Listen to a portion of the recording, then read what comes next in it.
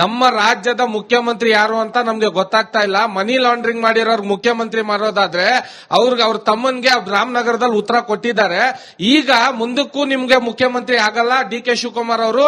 ಇನ್ನ 2028ಕ್ಕೂ ಆಗಲ್ಲ. ಆತರ ಏನಾರ ಆದ್ರೆ ತಲೆ ಬಡಿಸ್ಕೊಂಡು ವಿಧಾನಸೌಧ ಗುಡಿಸ್ಕೊಂಡಿರ್ತೀನಿ ಅನ್ಬೇಕಾರೆ 5 ವರ್ಷ. ಈ ರಾಜ್ಯದ ಜನ ಒಪ್ಪಲ್ಲ. ಮನಿ ಲಾಂಡ್ರಿಂಗ್ ಮಾಡಿರೋದು ಯಾವತ್ತೂ ಕೂಡ 3 ತಿಂಗಳು ಜೈಲ್ಗೆ ಹೋಗಿ ಬಂದಿರೋದು. ಈ ದೇಶಕ್ಕೆ ಸ್ವಾತಂತ್ರ್ಯ ತರಕ್ ಹೋಗಿರ್ಲಿಲ್ಲ ಅವರು. ಆಮೇಲೆ ಈ GB ಅಂತ ಮಾಡಿ ಇವ್ರು ಹೇಳ್ತಾ ಇದ್ರಲ್ಲ ಪ್ರಾಪರ್ಟಿ ಯಾವ ಸೈಟ್ ಬಿಟ್ಟಿದ್ದಾರೆ. ನಾನ್ ಕೇಳ್ತೀನಿ, ಈ GB ಗುಂಡಿಗಳ ಬ್ಯಾಂಗ್ಳೂರ್ ಅಥಾರಿಟಿ ಅಂತ ಮಾಡಿದಿರಲ್ಲ, ಆ ಗುಂಡಿಗಳ ಮುಚ್ಚಕ್ಕೆ ಆರ್ಎಸ್ಒಗೆ ಹೋಗ್ಬೇಕಾಗಿರ್ಲಿಲ್ಲ. ನಿಮ್ಮ ಸರ್ಕಾರ ಇರೋದು, ನೀವು ಉತ್ತರ ಕೊಡ್ಬೇಕಾಗಿರೋದು. ನಿಮಗ್ ಪ್ರಶ್ನೆ ಇರೋದು, ನಿಮ್ಗೆ ಗೊತ್ತಿಲ್ಲ ಫಸ್ಟ್ ಯಾರು ಮುಖ್ಯಮಂತ್ರಿ ಅಂತ ಹೇಳ್ಬಿಟ್ಟು ನಮ್ಗೇನ್ ಹೇಳಕ್ ಬರ್ತೀರಾ? ಫಸ್ಟ್